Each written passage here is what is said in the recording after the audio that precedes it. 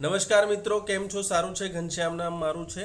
फिर से एक बार एक अच्छी सी स्टोरी जो आपको साइबर क्राइम में अवेयरनेस दिलाएगी और ये मेरा छोटा सा प्रयास आपको कहीं ना कहीं कुछ गलत करने से रोक देगी।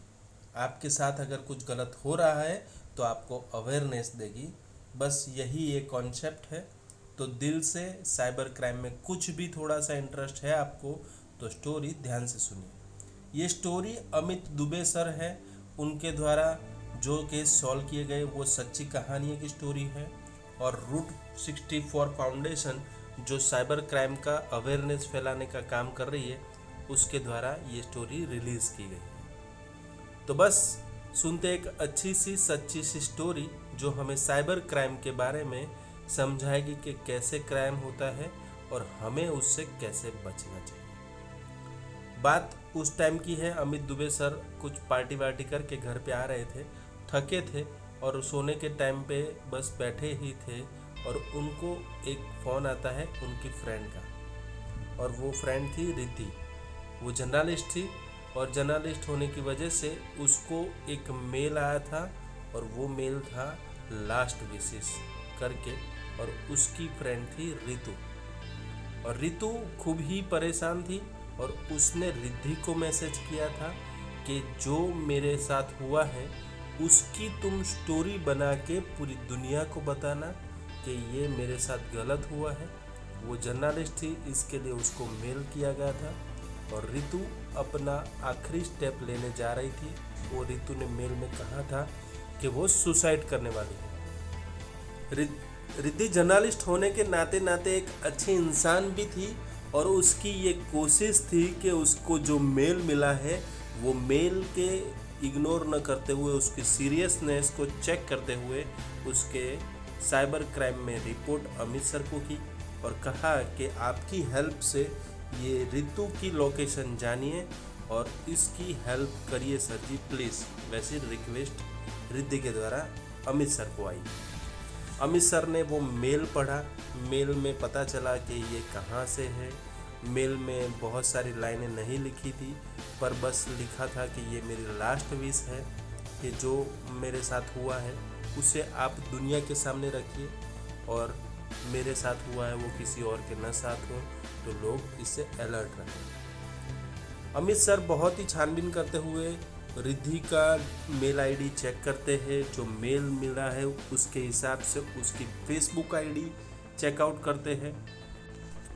फेसबुक आईडी से अमित सर को उसके फ्रेंड का लिस्ट मिल जाता है। अमित सर देखते हैं कि उसने फेसबुक में रखी गई पोस्ट में कभी भी अपना लोकेशन नहीं रखा था। और अमित सर को चैलेंज वही आ रही थी कि वो पूरे इंडिया में से कहाँ पे है वो पहले तो जानना था। पर उसकी पोस्ट नहीं मिल रही थी, पोस्ट में लोकेशन कहीं पे नहीं मिल रहा था और अमित सर कंफ्यूज थे। पर फिर उन्होंने उसके जो फेसबुक के फ्रेंड थे जो रितु के बहुत ही नज़दीक थे, जो हमेशा रितु से कॉमन में बातें करते थे, उसकी पोस्ट को लाइक करते थे, वैसे दोस्तों की लिस्ट निकाली। और वैसे दोस्तों की लिस्ट में से उनका मेल आईडी निकाला। और मेल आईडी निकालने के बाद अमित सर ने रितु को भी मेल लिखा और उसके सारे दोस्तों को भी मेल लिखा कि रितु कंडीशन ख़राब है तो उसका कांटेक्ट कीजिए और आप मुझे भी कांटेक्ट कीजिए और रितु को मोटिवेट करें, ऐसा कुछ मेल में लिखा। और बोला कि आप मुझे प्लीज़ कांटेक्ट कीजिए।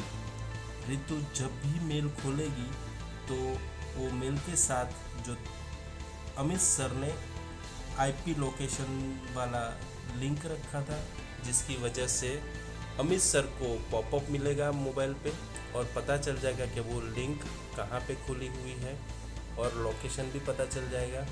तो अमित सर ने ये पैतरा रचा तो सही, पर अब देखते थे कि वो कब उसके काम में आएगा। अमित सर दूसरी छानबीन करते दूसरा दिन लग गया, तीसरा दिन लग गया, पर कोई मैसेज का रिप्लाई नहीं आ रहा था। और वो फिक्स भी नहीं था जो मेल अमित सर ने किया था वो लड़की को वो उसका रिप्लाई आएगा। वो लड़की अभी ज़िंदा है या नहीं है वो भी पता नहीं चला। पर एक रात होने के बाद सुबह ज़रूर होती है। अमित सर की जो एफ़र्ट थी वो एफ़र्ट रंग लाई पॉपअप आता है, अमित सर को मेल आता है और मेल में रितु ने ही लिखा था कि सर जी आपने मुझे कांटेक्ट किया है तो थैंक यू, पर मेरा ये आखिरी कदम मैं उठाने जा रही हूँ, उससे पहले मैं अपने गुनहगारों को ढूंढना चाहती हूँ। अगर आप मुझे हेल्प करोगे तो मैं आपसे ज़रूर मिलना चाहूँगी।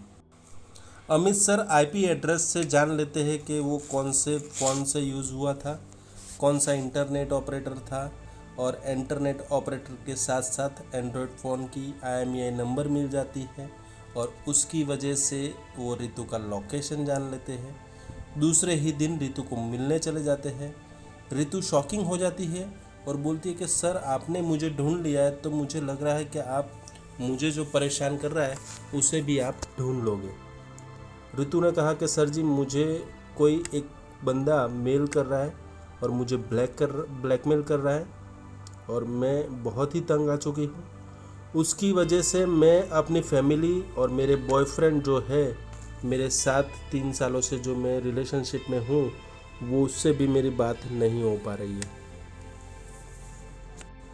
अमित सर डिटेल से पूछते हैं कि बताओ तुम्हारी स्टोरी क्या है, क्या चल रहा था। और अमित सर को जानने को मिलता है कि रितु अभी पास आउट हुई एक अच्छी सी फार्मासिस्ट लड़की थी जो अच्छी कंपनी में जॉब कर रही थी और उसका लव अफेयर उसके एक फ्रेंड के साथ चल रहा था जिसका नाम सूरज था। वो फैमिली के साथ बात करके उससे शादी करने वाली थी, पर फैमिली वालों को उसका रिलेशनशिप एग्री नहीं था और कई बार ये बवाल हो चुकी थी उनके रिलेशनशिप के बारे में और कई बार मारपीट भी हो चुकी थी। तो ये बात आगे नहीं बढ़ रही थी, पर इसी में ये किसी के द्वारा मेल आना और वो बौखला गई थी कि अब क्या करना है क्योंकि उसकी ज़िंदगी बिक।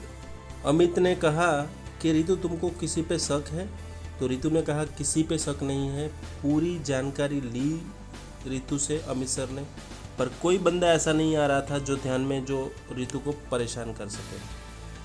अमित सर को लगा कि ये कहीं गड़बड़ फेसबुक में ही है, तो अमित सर ने उसके फेसबुक के सारे एक्सेस ले लिए। फेसबुक फिर से चेक किया और चेक करने पे उनको पता चला कि एक रितु और उसका बॉयफ्रेंड 2 ऐसे ग्रुप में जुड़े हुए हैं जो कोई नहीं जानता है दूसरे बंदे कौन है, और दोनों एक ऐसे अननोन ग्रुप में जुड़े हुए थे।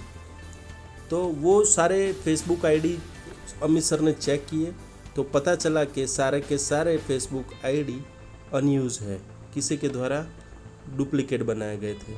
और फिर उस पर थोड़ा ज़्यादा मेहनत करने पे पता चला कि सारे के सारे फेसबुक आईडी जिस आईपी एड्रेस से बने थे वो फेसबुक के सारे आईपी एड्रेस उसके दोस्त रितु के जो बॉयफ्रेंड है उसी के इंटरनेट से बने हुए थे।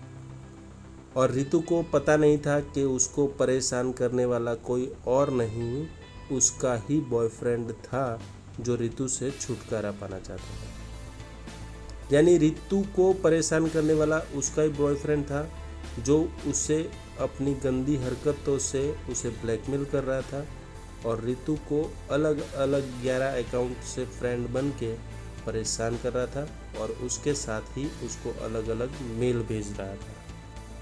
तो कई बार ऐसा होता है कि अपने ही अपनों को परेशान करते हैं और यही रितु के साथ भी हुआ था, जिसे अपनी ज़िंदगी बनाना चाहती थी रितु, और रितु का बॉयफ्रेंड उसी को ब्लैकमेल कर रहा था और गंदी गंदी तस्वीरें भेज रहा था जो रितु किसी अपने परिवारजन को ना दिखा सकती थी, ना ही कोई अपने को दिखा सकती थी। तो बस दोस्तों ये अलर्ट रहने की बात है कि आपका कोई रिश्तेदार, आपका कोई परिजन है, उसे समझाइए कि ऐसा कहीं भी कोई भी छोटा सा क्राइम होता है तो वो सुसाइड या कोई गंदी चीज़ ना सोचे, वो सीधे के सीधे परिवार को इन्फॉर्मेशन दे, परिवार को कनेक्टिविटी में रहे और परिवार से बातचीत करके ये प्रॉब्लम का सॉल्यूशन ढूंढे। साइबर क्राइम का रिपोर्ट करें और साइबर क्राइम की रिपोर्ट से वो हेल्प मिलेगी उनको कि जो उनका प्रॉब्लम है वो सॉल्व हो जाएगा, क्योंकि कोई ऐसी प्रॉब्लम नहीं है जिसका सॉल्यूशन ना हो, कोई ऐसा ताला नहीं है जिसकी कोई चाबी नहीं हो। तो बस ज़रूर से अलर्ट रहिए, सतर्क रहिए, सेफ रहिए, और कभी भी तुम्हारे पास या तुम्हारे किसी दोस्त के साथ कुछ भी गलत होता है तो बिना बेझिझक पुलिस स्टेशन में जाए और साइबर क्राइम की रिपोर्ट लिखवाएं। बस, लव यू ज़िंदगी। स्टोरी पसंद आई हो तो लाइक कीजिए, शेयर कीजिए, सब्सक्राइब कीजिए और आगे अपनों के साथ भेजिए। धन्यवाद।